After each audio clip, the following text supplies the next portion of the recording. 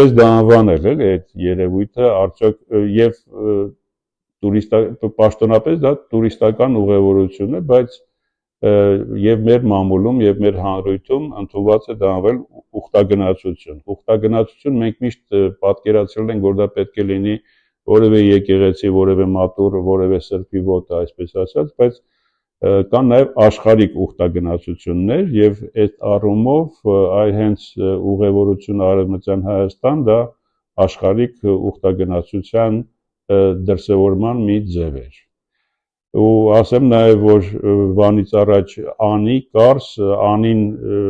դա շշմելու բան էր, եւ ես հետս վերցրել էի Վարազդատ Հարությունյանի Անի քաղաքը գիրքը ու դրանով այնտեղ փորձում էինք կողմնորոշվել, թե սա, այս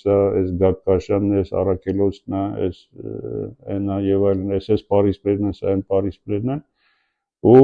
այդ գիրքը մեզ շատ օգնեց։